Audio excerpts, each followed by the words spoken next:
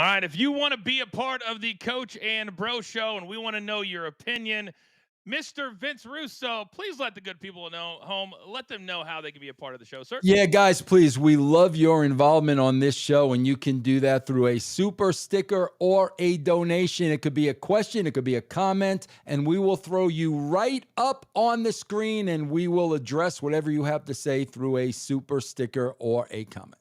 All right. And once again, thank you to Shop Mando or Mando at shopmando.com. All right, Vince, we got a lot to talk about. And the beauty of pro wrestling when we had a night like Saturday night, and not all of it was great, but when you have a night like that, it makes doing a show like this so incredibly easy. Now, I'm going to pat myself on the back because I called it 2 or 3 weeks ago when I looked at the layout with the number of stars and who could benefit the most, and the fact that right here on the Coach and Bro Show, when they had Jey Uso be the Intercontinental Champion for a heartbeat, I said they're thinking about something bigger. And he was 60-1 at mybookie.ag to go off. If you bet on Jey Uso, you cleaned up. The way they did it, though, did you like it? Listen, I don't like the decision, but I know, I've come to the understanding of, why the WWE is doing what they're doing. I am still all about getting those casual fans. The WWE and I are on two separate pages. I understand that. They're making money hand over fist. They're catering to an audience that they already have. Jey Uso is not going to draw any casual fans. John Cena would have. But again, man, it's their company. They're free to do what they want. But this is really just an example, Coach, of them just kind of turning their back on the casual fan base. I mean, I just, listen, good for Jey. He's a hard worker. He's been there a really long time. Charisma at the wazoo. The people are with him. All those things. However, when it comes to business at the end of the day, I just don't think he's going to bring that casual fan base back. All right, so I'm going to disagree with you in this way, that if they do something with this, then maybe they can. From a business perspective, right now, he's got the #1 selling T-shirt in the entire company and has had for 2 or 3 months. They talk about, I don't think he's going to be a part of the main event, even though that's what it's supposed to be when you win the Royal Rumble, because I've always said if you start a show off and everybody's eating, that's an incredible look. But to your point of bringing in the casual fan, that's got to be the #1 thing that they think about when they're putting it out there. So let me ask you this. How would you have done it differently in order to try to draw that casual fan in? Because they were far and away the #1 trending topic on Saturday night, which they normally are for a PLE. What would you have done differently to get to the end of that men's match? I think what I would have done, Coach, here's what I see happening. This is what I see happening just looking at the way things are laying out. They've already gone down the road, and Gunther has already stated that Jey Uso has faced him a couple of times and never beaten him. So I think they've set that up for WrestleMania, where he's going to get that one last shot against Gunther, and of course at WrestleMania, defeat Gunther for the first time and become the champion. In conjunction with that, they got to pay off CM Punk going to a main event at WrestleMania.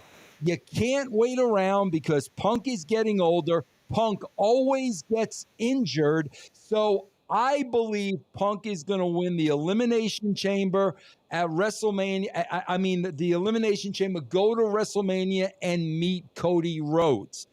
I believe what they're going to do, Coach, and this is where I differ from them. Okay. I believe Cena's going to keep coming up short. We've got a year of this John Cena tour till finally towards the end of the year, he finally gets that title shot. What I would have done is I'm not into waiting. I'm into the here and the now. And I want to get those casual fans back immediately. That's why I would have put Cena over at the Royal Rumble, him and Cody Rhodes, at WrestleMania. But I have no patience. I'm from New York. I like to do things immediately. Like I said, man, I think Cena's going to keep falling short.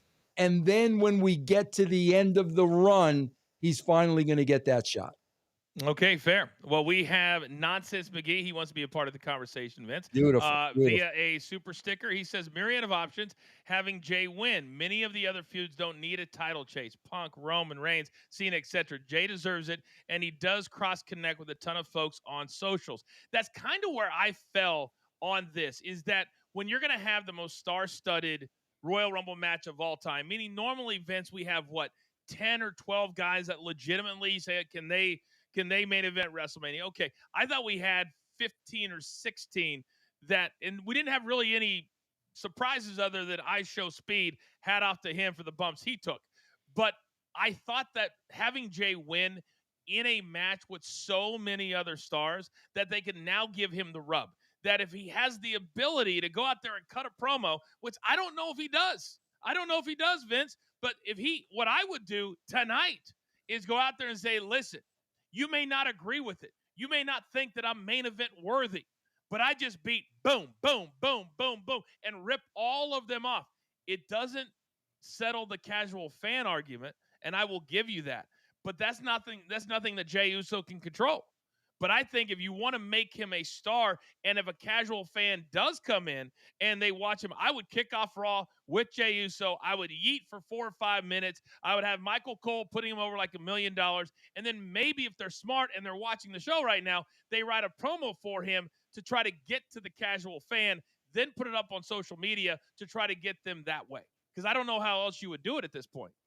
As far as a casual fan, I mean. Yeah, Coach, I agree with you, but the booking of Jey Uso between now and WrestleMania, it's got to be flawless. Just has to be flawless. And listen, man, they've showed us time and time again, that's kind of where they fall short. They can make casuals, get on board between now and there and then, but the booking's got to be flawless. All right, so let's talk about some of the other guys. Speaking of booking, I explained on a video I posted last night on my IG page, I was in 2 Royal Rumbles. And I'm not saying that I was a star, anything like that, but I was in the room when they put the Rumble together. So I know what they're thinking. And you were also in the room for several Royal Rumbles. And what I said in my video was this, Vince, is that the art of the Royal Rumble is allowing you to win even when you lose, and getting your shine, getting your spot in, getting in there and saying, you know what? And I thought one guy that was able to do that was Jacob Fatu. And I thought the way they put him over and the spots that they put him in was absolutely incredible. And that's not easy to do when you've got all those guys in there. Now, a guy that I thought didn't do much for his stardom was Seth Rollins. I thought he was just kind of there, and they didn't do anything to push his story forward because the CM Punk was not a feature. It was all about Jay and John Cena. Did you agree that Jacob Fatu, yes, Seth Rollins, no, or who did you think shined the brightest? It is clear they want to push Jacob Fatu. That is absolutely clear, and it is clear Solo's going to come back and Fatu's going to claim that he's head of the table, and they're going to get into Fatu and Solo and make Solo a babyface, and that's fine. But you should have started that by Fatu eliminating Solo in the Royal Rumble. Solo was not a part of the Royal Rumble. I know they're going there, Coach, and that's fine. That's a good story, but this would have been the perfect place to start it. I think another guy that really shined and looked good just by spearing Reigns alone was Braun Breaker. You know they're going to get behind him. Here's the person, man, they're going to kill. They're going to kill, man, is Drew McIntyre. They did it again to Drew McIntyre, and you can give me all the ridiculous work stories of him leaving the arena pissed off at somebody. Guys, you can't keep going to that well before Drew McIntyre means nothing. Thank God Drew McIntyre is so talented and can cut such a good promo and is so believable that he's been able to overcome, every loss, every time he's come up short. But my God, Coach, you can only go to that well so many times. There is nobody on the roster that I've been around that I have more respect for than Drew McIntyre. Mhm. And I think the side of the fence that you and I fall on is the take it seriously and respect the business aspect. And nobody does that more than Drew McIntyre. Mhm. He's a guy that came and went and had to come again. And his story has not been just a meteoric rise. And I think that's why he takes his role so seriously. So whether or not the storming out or somebody went into business for themselves story is true, the fact that they eliminated him well before the end of the match, I thought was incredibly surprising and not a good idea. He should have been standing strong at the end. Not if even if he didn't win, Drew McIntyre, the way he's built, the star that he is, the guy that he is, and the way that he calls people out is what you want every superstar to be. And when you eliminate him and you ask him to do the whole surprise thing, and oh my God, I can't believe that I got eliminated. That's not how he should have been eliminated. You can still make him strong and that way, but to not get him to the last 3 or 4 to me was an oversight and a mistake. And I think that Triple H and those who decided that were so focused on the ending and getting CM Punk to the final 3. So I think your comments about CM Punk spot on, and I think Drew McIntyre spot on. Spot on. Coach, let's give our audience what nobody else gives them, because you know what's going on here, Coach. You were there for decades. You know what was going on, and I've seen this backfire a million times before. Coach, unfortunately, Drew McIntyre has the bulletproof label. That's what they're looking at. That's what Triple H is looking at. Because he's so good, he's bulletproof and you can't hurt him. That's the way they book him. And what happens, Coach, is you keep booking somebody that way, and all of a sudden they're not bulletproof anymore. And people they start losing faith in that talent. I think they are right up to that line with Drew McIntyre. And I think, man, they have to start booking him a little bit more differently, or else, man, those bullets are going to start riddling through. They're not stupid. They are not stupid. And I go back to Roman Reigns. When I went back in 2018 for my cup of coffee, Vince was adamant. Roman Reigns is going to be the guy. Roman Reigns is going to be, and the fans were like, "Man, he's just main evented 4 years, and we're booing him." But they kept pushing him in a way to make him strong, and he became the number one name in the business. Nike, Brand Jordan, all that kind of stuff. Don't you think that Drew McIntyre is the type of guy that if they put their machine behind him, he could be a movie star. He could be an endorsement star. He's awesome when he goes on talk shows. How do you not see that Cody Rhodes is not the only guy that can be the face of your company? And to me, it's got to be Drew McIntyre. It has to be. It Yeah, has to I be. yeah, I agree with you, Coach. But backstage, I never worked with Drew, so I don't know how he is backstage. He's But great. He's great. well, but see, that's the problem, Coach. If he's a yes sir, no sir guy, he's making it way, way too easy for them. You know what I mean? I mean, Yeah. if I he mean, if he goes along with the script, whatever you want me to do, I'm a team player, I'm here for the company, then they're going to continue to do that. well, it goes back to a lot of things we talk about here on the Coach and Bro Show, and this is the Monday edition. If you don't catch us live, you can catch us on demand at our BTT YouTube page. Is that and we brought this up with the Undertaker a few months ago that now backstage because the TV time and there's so much extras that can come your way. Being a yes sir, no sir type of person is the way a lot of the talent feel like they need to be. So when Yeah. they walked in, can you imagine walking into that Royal Rumble room? And for people who don't know, you get all 30 guys are in one room at about noon and they go over every single move. And then they go, all right, this spot, you guys just fight over here. Nobody goes into business for themselves. But can you imagine them coming in and go, oh, by the way, Drew, you're going to come in at whatever 12. You're going to be in there for a little while. We're going to eliminate you with 8 to go. And are you happy with that? Oh, but we're going to push Logan Paul to the moon and give him 3 or 4 really big spots, which I actually really, really enjoyed. But Logan Paul is a part-time guy. If he's a Yeah. full-time guy and you can feed into that, okay. But I can't imagine that he. I thought the Roman Reigns was well booked, but mentioning Logan Paul and how athletic he is, Mm. how much money do you think they would have to offer him to make him a full-time talent? Because that dude, to me, has it, and he is just a natural heel as well. Yeah, listen, he's him and his brother are both doing all right for themselves, so I think they would have to offer him quite a bit of money. But you never know, man. If he loves doing it, and by all indication he does, you never know. But yeah, I mean, again, Coach, we come on here a lot and talk about the it factor.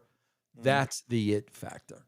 It really is. And for wrestling fans who go, oh, they hate on Logan Paul for whatever reason. He's only around once every couple of months. When you're a star, and say you're Tom Cruise. If Tom Cruise was on Monday Night Raw every week, he would not be the biggest movie star in the world. If Brad Pitt, it's just not how it works. Logan Paul has figured it out. And when he shows up, he is willing to take the chances. He's willing. I mean, that move when he got eliminated, or people thought he was eliminated, and he got all the way over to the announce table, and then he goes onto the barrier, and then he leaps onto the stairs so his feet never hit the floor. That was brilliant. But not a lot of guys can do that. Yeah. And I had a lot of people that I was watching ask me, they said, Coach, is there always a plan B if these decisions go wrong? Well, Vince, I go back to, I was there when they had the wrong winner. I think it was Batista and Shawn Michaels, and they hit the ground. And so Vince came down strutting to make an announcement, and he tore both quads off of his legs as the plan B. Sometimes there isn't a plan B, but you've got to make sometimes the elimination spectacular. So when you're talking about a 90-minute match, people don't just get bored out of their minds. And I thought that was a great spot when Logan Paul came in at 30. But I thought the crowd was a little disappointed because they expected The Rock to show up, and he did not. Yeah, think about this, man. Think about this. Think of the spot that Logan Paul is put in. Just based on what Coach said, they're expecting The Rock. Here comes Logan Paul. Then on top of that, Coach, can you imagine if he f's up that move? Jumping back on the stage. Can you imagine? That says so much about the guy. 66,000 people there. God knows how many people are watching live. The reputation this dude has as the coolest kid on the bus. I mean, if he would have missed that spot, there are a lot of people, Coach, that would not have taken that chance. Man, that tells you a lot about that dude, man. It does. It also tells you a lot about the trust that the agents and Triple H Yes. have in him, Yes. because a lot of what he did after those two spots, if he wouldn't have made it, what would they have done? It would have thrown everybody off because it was well choreographed at the end. And what he got down to the final four, he was final 3 or 4. Yeah. And just really, really, really good. All right, so that's some insight.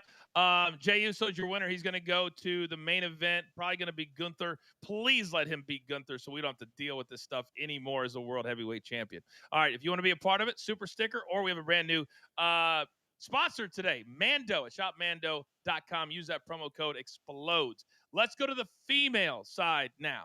And it was kind of like a Rock situation, Vince, where for the last month, Becky Lynch is going to be there on the launch on Netflix. She's a no-show. And then we know Charlotte Flair is coming back. No Becky Lynch. Charlotte Flair comes in. She got her grand entrance. They all stopped. Here she comes looking like $1 million. She ends up getting the victory. It's a very safe play. But when you're a women's division that lacks severely star power, to me, you had to have Charlotte Flair win it. What was your take?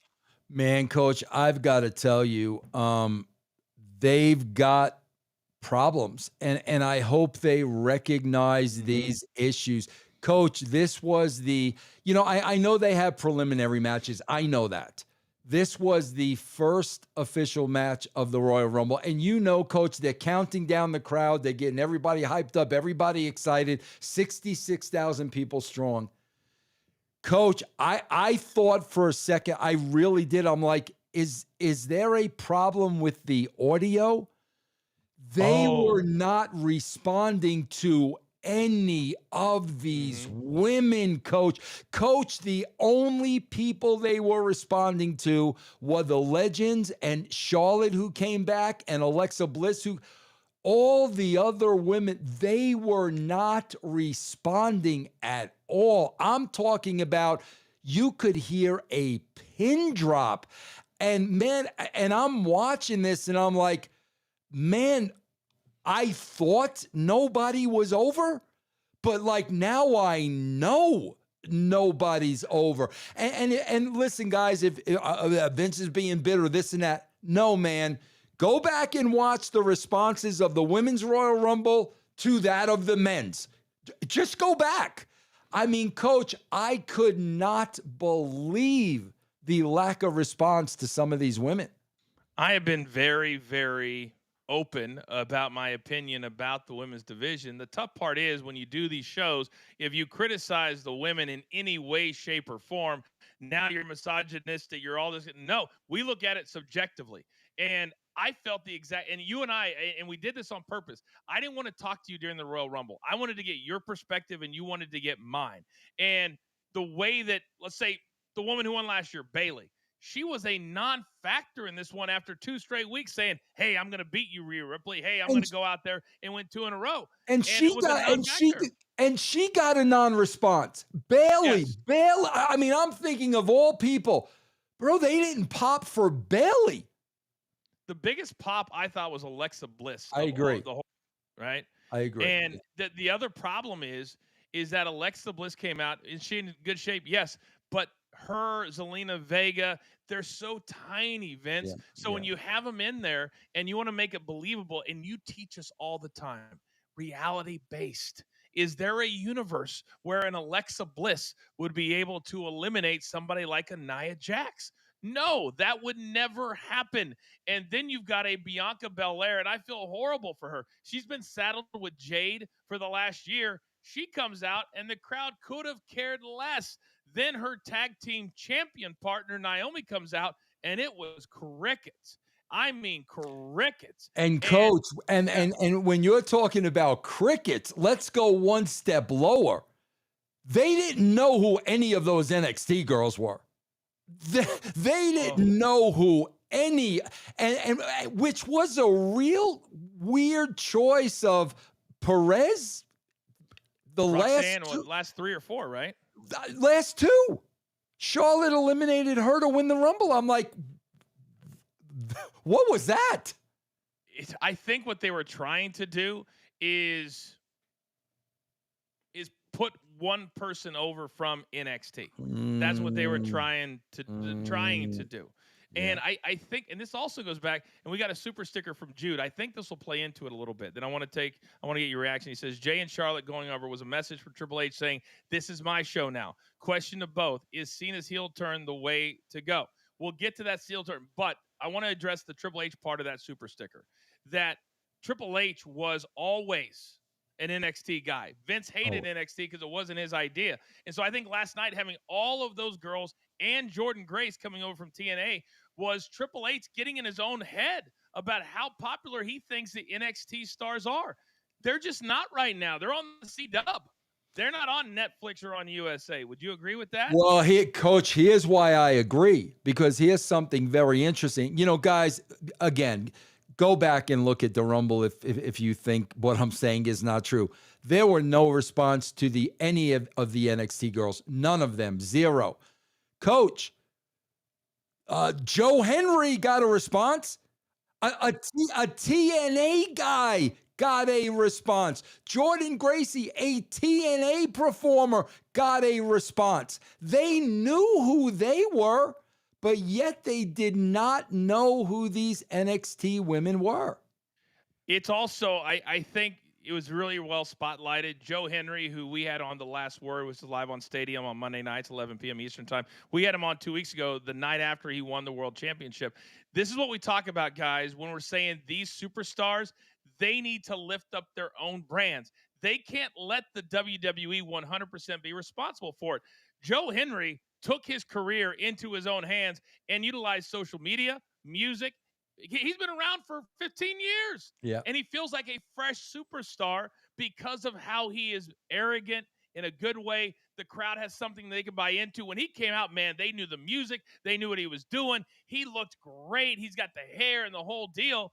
and the NXT stars. But then Vince, you know how it is backstage. If you're an NXT star, and by the way, you're going to see more of it. They announced a new show called Evolve that's going to be on Tubi or something, and it's Tubi. going to Yep. be like super green stars that are going to have the opportunity. It's kind of like Tough Enough, and I'm like, so we're gonna have a fourth show on national television, and it's gonna be green as grass superstars, but they're scared to death of speaking up, scared to death of saying to Shawn Michaels or any of these other agents down there, this is what I think I should be doing. It's almost a better avenue to do what Joe Henry did than it is to get signed by Evolve or NXT, because you don't have a voice, and then that happens when they bring you out. Crickets all day long. Yeah, and hey, listen, Coach, NXT is a factory, and they're making and producing wrestlers that are exchangeable with one another, and that's what it's coming across. All these women, I mean, Coach, as I'm watching, I don't watch NXT, I so don't as either. as I'm watching all these NXT women come out. Not one of them is jumping off the page at me. Now, when Jordan Gracie comes out, okay, this is somebody. This girl will hurt you. She is a freak. She's athletic. She's a somebody. But when they paraded out that NXT champion, great, what was her name? You're asking the wrong guy. I'm like, You're what? asking the wrong guy. There's not, again, we talked about the it factor. It's not there, Coach. It's just not there. I feel like that if I'm Becky Lynch, that she is trying to be strategic, and they just came out and they said that her and her husband, Seth Rollins, or boyfriend, whatever they are, have signed with Adventure Media. They have these new agents. She's in the Star Trek show now, and apparently she's doing another movie. But I also feel like this is strategic, because if I'm Becky Lynch, and maybe the executives at TKO don't give a damn, because we know what they've done with the UFC and we know what they've done with the WWE. But if you're talking about star power and I'm Becky Lynch and they won't give me what I want, I'm sitting there back watching that Royal Rumble match going, this is the best thing that could have happened to me. I agree. They need me, I right? agree. They Yes. desperately need her to somehow get into the mix by Elimination Chamber. And why don't we have Becky and Charlotte at WrestleMania? Why can we not do that? The two biggest stars, perhaps of all time, and they can control that because they control the narrative and they control the storytelling. Yeah. But to not have Becky Lynch, what do you think is the biggest issue behind the scenes to advertise her, but then she doesn't show up for any of it this month? The only thing I was thinking, Coach, is maybe they felt they needed to hold her off till WrestleMania. Maybe they felt Really? that's the only thing I could make sense out of. That's the only thing I could make sense out of. And, it's funny, man, because there were a lot of people beefing about, Charlotte winning this. Who in that ring is better than Charlotte? That's a no-brainer. Nobody. There's nobody in that ring that can touch her. And you're going to put somebody else over? Nah, man. That was the right call, putting her over. 100%. And if I could give Nia Jax, not that her and I have ever gotten along, not that I like her character or anything, this would be the time. They try to book her as the dominant force in the women's division, but all she knows how to do is laugh and go, oh, you can't. How about you become an absolute killer? How about there's no more laughing? Yeah. How about you get rid of somebody and you point at him and you say, another one, another one, another one. But it's the same thing for years and years and years. Oh, you're too small. I don't feel you. How about they create this absolute monster? But they don't seem to want to do that, or she can't pull it off. Yeah. But I know what they were trying to do with Jordan Grace. I agree with you. I think she could be a somebody. She's a little bit later in her career, even though she's getting here at this time. So they've got to do something quick, in my opinion. But Nia Jax is no longer believable to me as a monster if you're going to continue to do the, oh, shucks, you're too small thing. Yeah, I mean, Coach, I worked with Awesome Kong. And, they're the same size, but she was feared. I mean, she was the monster that you're talking about. Nia Jax is more of a valley girl. than a monster. And just one other thing about that Rumble, Coach. Mm-hmm. That kabuki-ish finish with everybody on the ring apron, that was horrible.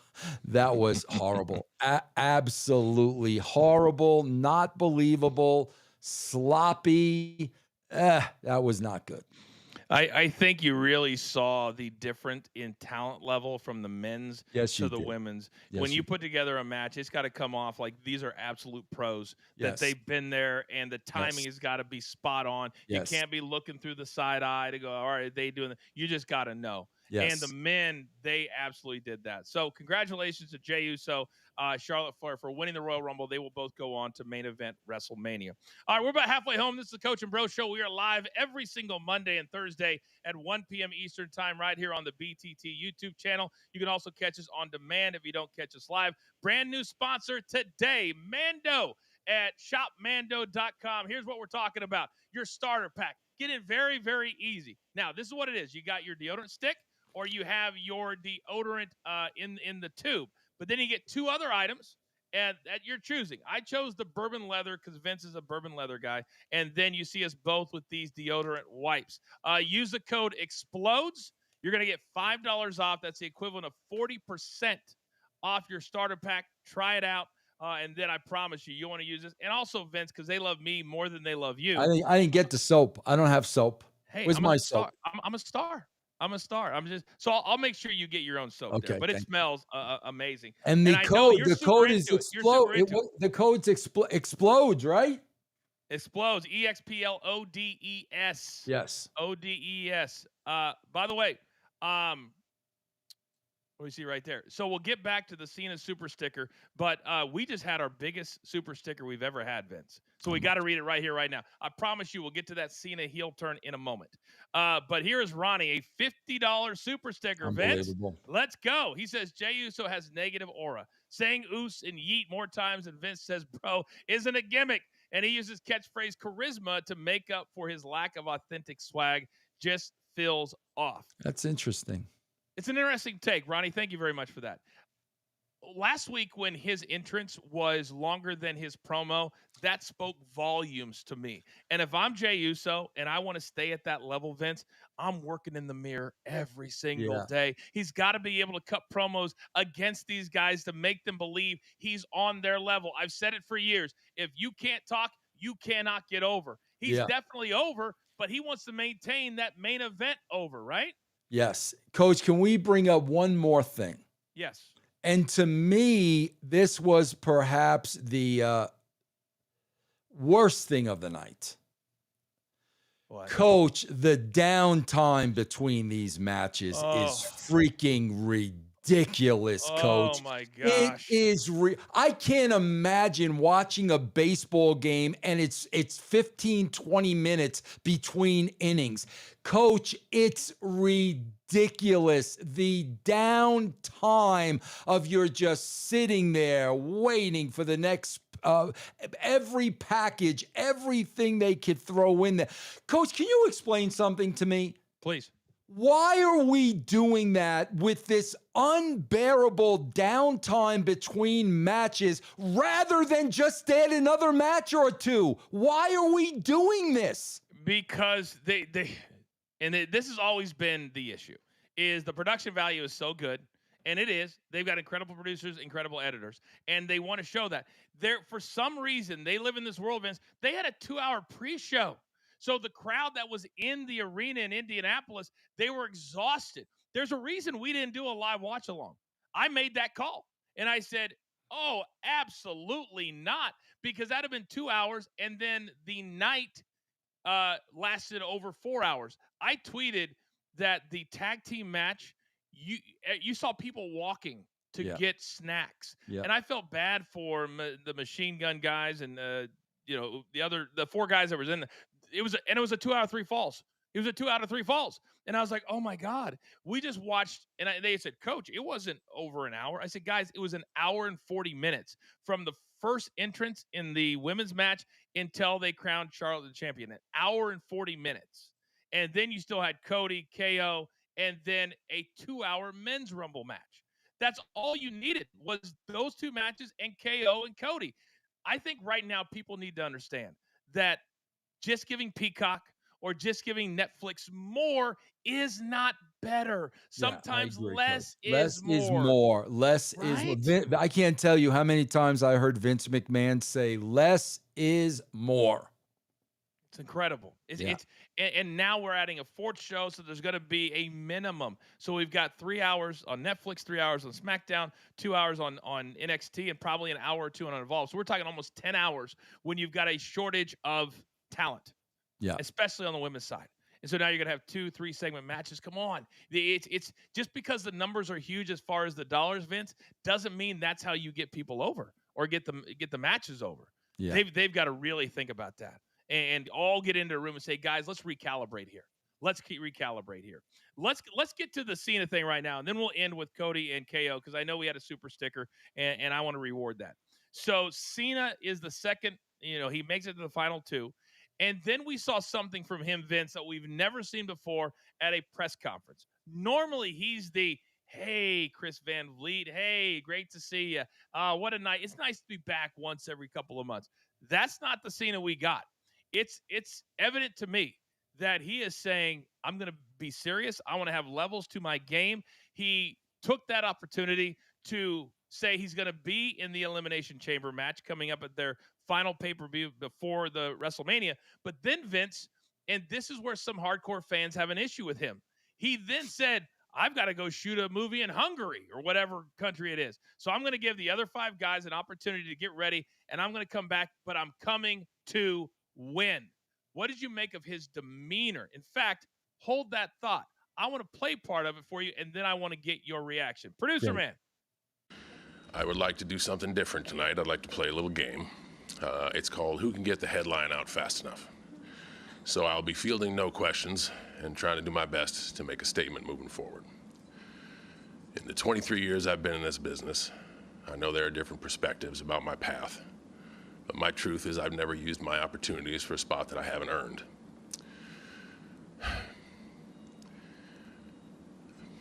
Tonight was special for many reasons, but it has begun to sink in that it was my last Royal Rumble.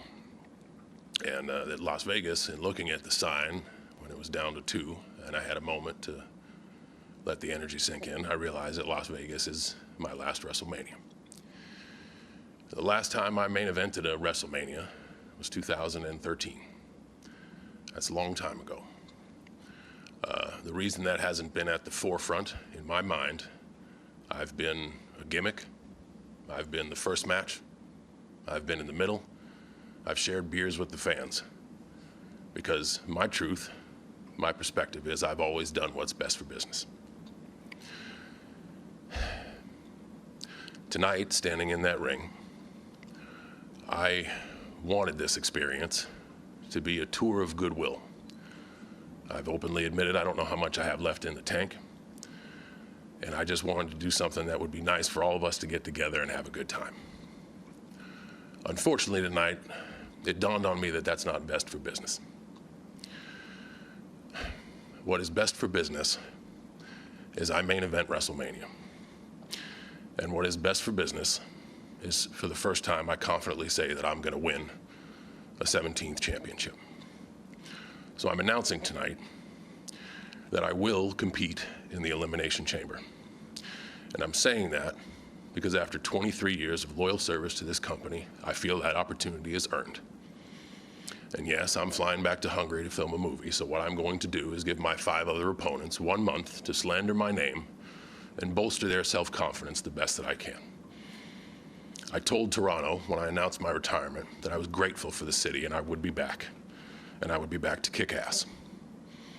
It is time to walk that talk and be who I say I am. I am going to the Elimination Chamber to win,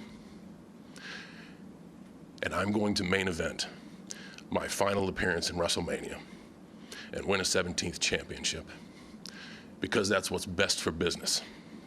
And I say that because it is not best for my ego. It is not best for my business. I have built my existence here off of hard work, loyalty to this company, and respect for all of its branches. I will win 17 not for me, I will win 17 to someday shake the hand of the person who wins 18. Thank you very much. Wow. That was Wow. strong. Yeah, man. Strong. Yes. I know, Vince, that I'm very jaded. I used to travel with John Cena, and I've wrestled him twice in tables matches. I love this man as a human being. He's at his core a great human being. But what I saw right there might have been the most real John Cena that I've ever seen. What is your take after watching that? Well, man, Coach, that's awesome that you had that opportunity because I never had that opportunity. And I have always said there are two people, I swear, just two people I wish I would have had the opportunity to work with, and I didn't. John Cena and Bray Wyatt. That's it. Wow. I say that all the time. And here's why I say, because Cena is a pro. Cena has been a pro since day one. I don't care whether you boo him, cheer him. He's a movie star, but I could care less. This man is a pro. And I remember, Coach, I'm going to go back. They had Austin Theory beat John Cena. Really? And what has Austin Theory done? You literally beat Cena, tarnished his legacy for no reason whatsoever. You did nothing with Austin Theory. So if that's sitting that way with me, I wonder how that's sitting with John Cena, because he did exactly what you wanted him to do. And in John Cena's own words, that was not what's best for business. And I said at the beginning of this show, when it comes to casuals is business. What is best for business is John Cena being in the main event at WrestleMania. That is best for business. Coach, what's best for business is CM Punk being in a main event at WrestleMania. CM Punk is not a young man. CM Punk is injury prone. CM Punk has never been in a main event at WrestleMania. So you've got two guys right now that desperately need to be in a main event at WrestleMania. I don't know how they're gonna play that out, to be honest with you. But man, that Cena promo was very, very, very strong. And if he's working, bro, he needs to be up for an Academy Award this year. There's no doubt about it. It is, and to answer the super sticker question, I don't know if this is Cena turning into a heel. I don't think so. As it's so much that Cena has realized. And when you start to look at mortality, and I say mortality in the wrestling business way, he's not going to be a guy like others, like a Ric Flair, who has continued to have, Ric Flair had 5 retirement matches, and he's been very open about why he had to continue, why he kept going. John Cena has been one of the very few that's been able to make it outside of the wrestling business and come and go. And that's okay.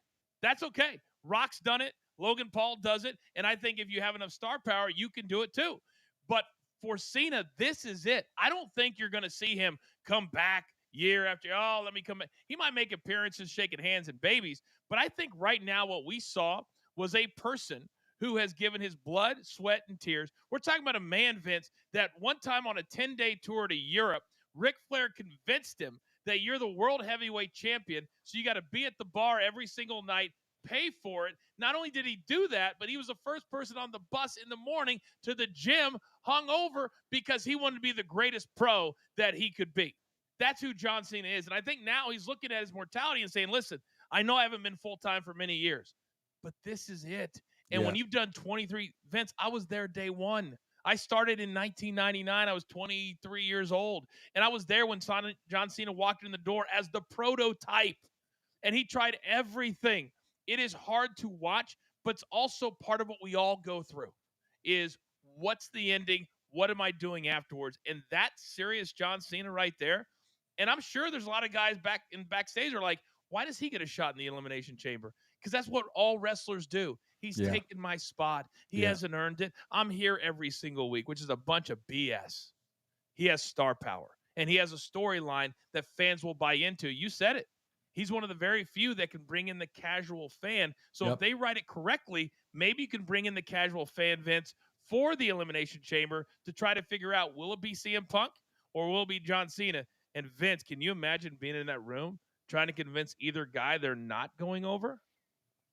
Yeah, man, they've you hear the expression a lot, backing yourself in a corner, and they really have with these two guys. Because I'm telling you, the thing with Punk is he has his entire story, his entire career has been, I've never headlined a WrestleMania. He's getting older. He's injury prone. Coach, I don't know if this time next year CM Punk is a part of that roster. I don't know. I would say no. So you've got to put him in a main event at WrestleMania probably this year. So you got two. So you got 2 nights to do it. So we already know that technically the main event, Vince, for one night has to be Jey Uso and Gunther, right? At least as of right now. And so there's only one other main event spot left, and that's either, it's not going to be CM Punk against John Cena. It's going to be Cody Rhodes against one of those two guys. So I'm going to be very, very interested to see what they decide to do. But I love having you a part of this show because you've been there and you've done it and you've written for these. This is a very difficult, delicate place to be when you got these two legendary guys that won't be around for a very, very long time, and you're trying to decide what do we do with them and how do we reward them the best. It's a hard place to be. Well, Coach, here's the thing that I was always faced with, and it's probably why I got a lot of heat in the business, which is fine. Everybody thinks they're the top guy. Yep. Everybody thinks they should be booked as the champion. There's a problem with that, Coach. There's only 1 or 2 top guys. Not everybody can be a top guy.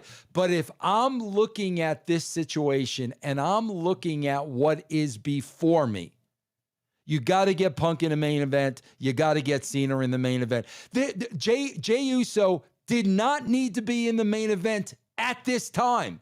He did not need to be at the main event this time. He had time to be in the main event. He did not need to be in it at this time. So I would have booked this completely differently, where I still would have given, Jey his, due. Yes, he does deserve to be in a WrestleMania. He should be in a WrestleMania main event, but I don't know if this year should have been it when you've got these two guys.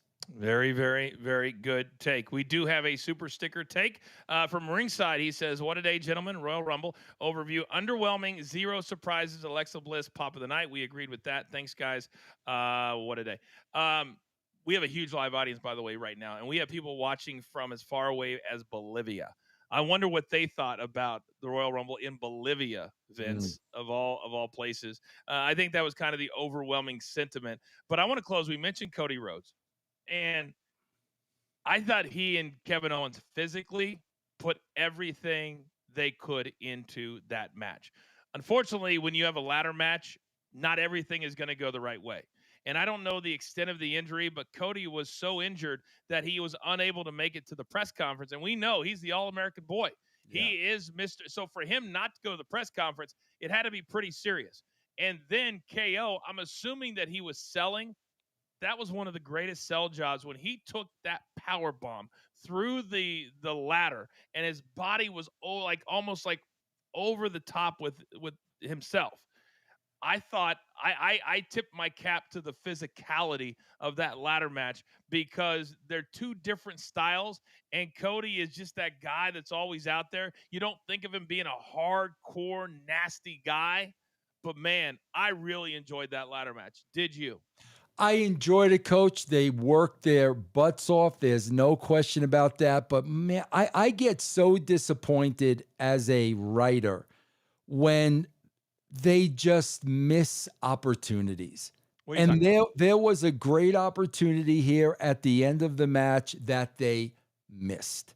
When you've got Sami Zayn over a beaten and battered friend, a lifelong friend, the best man at my wedding, the history of these two guys, and Kevin Owens is near death, and he's beaten, and he's broken, and he's bloodied. And Sammy, now the real emotion comes out. We've had our differences, but at the end of the day, we're brothers. And now I'm concerned about your well-being and your welfare. And you got Cody on that table cutting that promo. Bro, Sammy's got to get up and get in his face. That's what any friend would do. That's what But any friend. But not get physical, right? Not get physical, but okay. and F you, man. Can you not see that? They gotta they Coach, when you're in this bubble, you miss these real emotions. Yep. And if this is your brother, and this guy is standing at the table gloating, pointing down at you, brother, you've got to say something out of raw emotion. And these are the little real things that they just constantly miss. Because if Sammy would have done that, that would have been real interesting come Monday night. I think the one thing that, and I don't know who can tell them to do this, and I don't know if there's anybody backstage that's not just looking out for their own careers, to be honest with you. But the thing that I respect about you the most is when you're a writer, and this is how I think now. I'm big on details, and details matter. And that detail that you just described could have been used in a package down the road for whatever they were going to do with Cody Rhodes, Sami Zayn, Kevin Owens, whatever the case might be. That would have been a great spot that you can't not reinvent. You can't make that up. You can't put 70,000 people back in the arena and say, hey, let's go out and film Sami Zayn and Cody Rhodes. So in real time, and that's what I want people at home to understand, in real time, that's the art at this level of storytelling at its best. And even the best don't always hit the mark. And I thought that would have been an amazing moment. Coach, I will never forget this because they could have cut to the chase years earlier. I'll never forget this. And I think it was 10 years ago because they said the date on the Royal Rumble when, they were pushing Roman Reigns as a babyface and they were pushing him down everybody's throat. And he won the Rumble, and they even had The Rock there to try to get Roman Reigns over. They had The Rock there to endorse him, and they're in Philly, and Roman Reigns goes up to that top rope after winning the Rumble, and they're booing him out of the building. If I was there and I was at the gorilla position, man, I would have made the decision right then and there, tell Roman to flip off the crowd. Let me tell you why. Because any person in that situation would have done that. Any person would have done that. This whole place wants to boo me out of the building. F you. Coach, he would have been a heel the next night. But rather than, we're going to keep him as a babyface. Then it takes them 2 years to figure out, bro, he's never going to be a babyface, so let's just make him a heel. You can't. Moments like that are few and far between, Coach. You can't ignore them because that's where the best stories come, Coach. I'm so glad you brought that up because it just brought up something that I haven't heard anybody talk about. Two guys in the last month that have had tons of TV time, that one of them has had many Royal Rumble match moments, weren't even in the match. Do you know who I'm talking about? Wow. Think about two guys together. The last month, tons of TV time. Just talk about turning heel on a dime. Oh, A New Day. There you go. Yeah. There you go. Yeah. How are they not in the Royal Rumble match? You could have done so much with them. They've had promos with a ton of guys backstage. And they could have been in the heel role in that match. And it's funny that you say that, Coach, because if you really go back and look, it was 2 Royal Rumbles. The first 15 guys didn't matter. The last 15 guys was like who's who, like one right on top of the other. It was really 2 different stories. Mm-hmm. But again, see, Coach, when I look at something like that doesn't make any sense, my only logical answer to that is they didn't know how to book them. Yeah. They didn't know how to book them in that Royal Rumble to advance their characters, because there's no way, like you said, they shouldn't have been in there. I think about some of the great moments. If you're talking top 10 moments, Kofi has 2 or 3 of them in Royal Yeah. Rumble match Yeah. history. And Yeah. I also think about those 2 guys backstage because they're really good dudes, and they're idea guys. They're 2 guys that are constantly trying to push the envelope, and they have for 10 years. Not everybody does that. Yeah. And I can only imagine what they were like sitting there watching on the monitor as all the talent does, going, what the hell? Well, what do we have to do? And then you got Tozawa coming out, and then he gets beaten down. So I Show Speed comes out there, and it's just, it's a whole thing.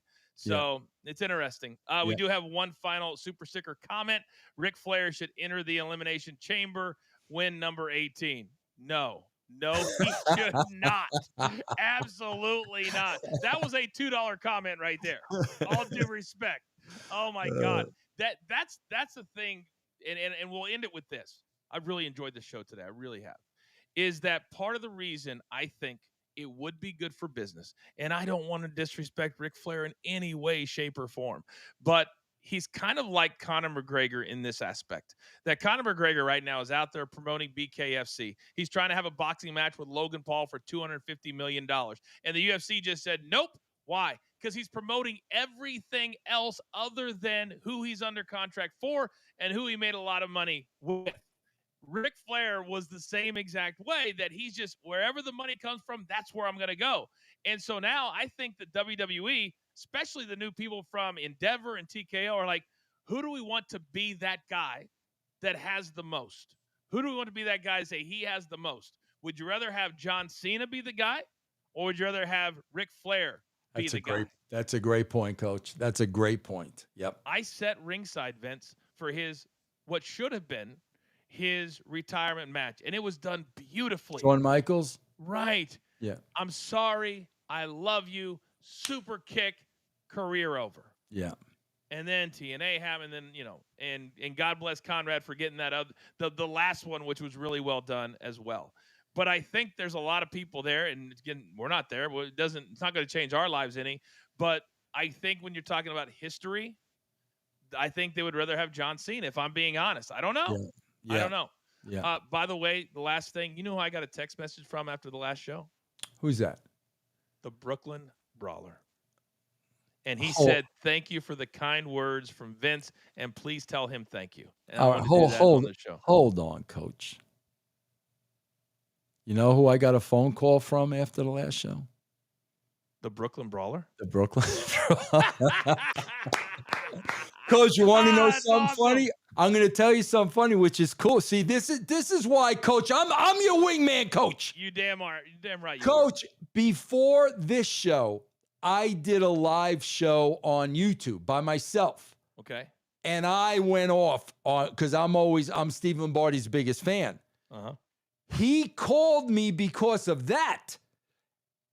We had done our show. He did not listen to he didn't hear our show. And I said, bro, you need to go back and listen to the coach put you over.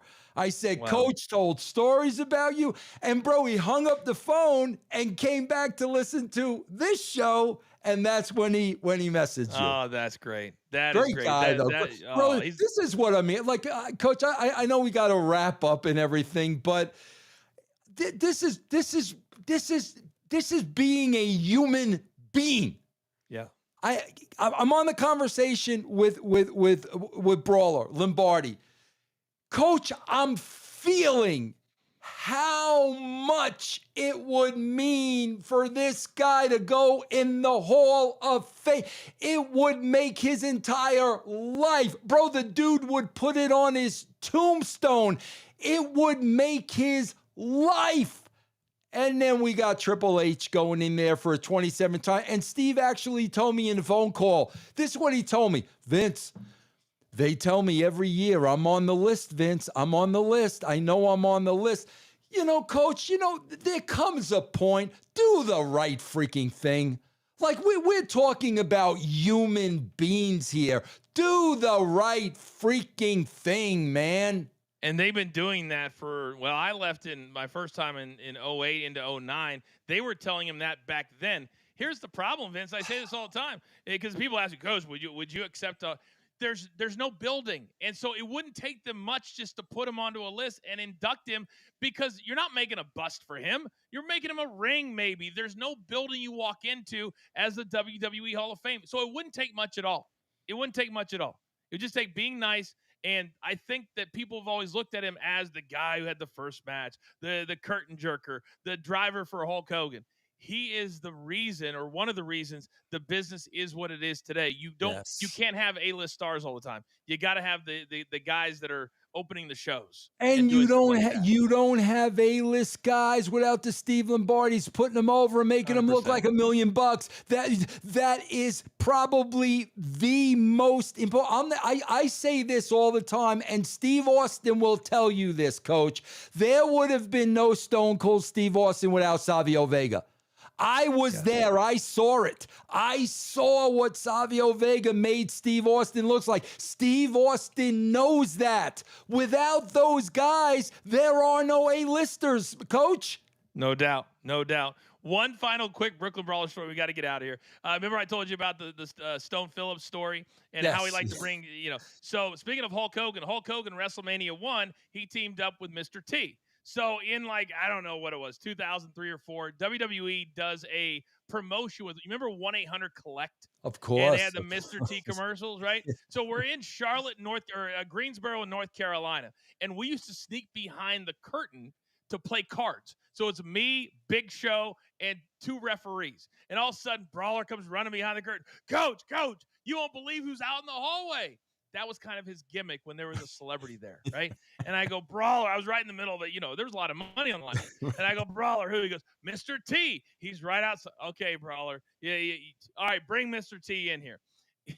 I'll be damned, Vince, if about 10 seconds later, the curtain moves and Mr. T is standing right there. And he's like 5'7", much smaller than I anticipated. But we were dying laughing, and Big Show was like, I cannot believe this is happening right now. I said, this is his gimmick. This is what he loves to do. And correct me if I'm wrong. I believe Mr. T is in the Hall of Fame and not Steve Lombardi. But Vince, that's a celebrity wing. That's not the same thing. Exactly. That's not the same thing. Exactly. Let's put a pin in it right there. We'll be back live on Thursday. Actually, Vince, you're going to have a different co-host because I'm calling golf this week. The Waste Management Phoenix Open on the PGA Tour. We can do everything. We've got skills. We're not in a box. So I'm calling golf. We'll figure out who's going to do the show with you on Thursday. But we also want to say thank you to Mando, our new presenting sponsor at shopmando.com. Use that code EXPLODES, and you get $5 off the equivalent. See, Coach, of 40%. now, if I think it's who it's going to be, how can I do my Mando sweaty ball pitch, Coach? Have you thought about that? Well, that's a very interesting question. Very interesting. Let me think on that for a second. We may have to make a few changes. You know what I mean? Yeah, but guys, like Coach said, because I cut him off, explodes, and you get this little kit that we showed you, and bro, it works. It's incredible. It really is. And we're thrilled to have them on board with us. That's going to do it for now. We are live every single Monday and Thursday at 1 p.m. Eastern Time. You can check us out on demand and all of our other content all in one place. Our BTT YouTube channel, which we just went over 15,000 subs last night. So thank you to all of you that are really supporting us across the board. We will see you tonight on Stadium with The Last Word. Me, Big Tommy C, Gabby, and of course, Russo's rant will be a part of that as well. For now, that'll do it. For Vince Russo, producer man, I'm the coach. We'll see you next time right here. There's only one Coach and Bro Show.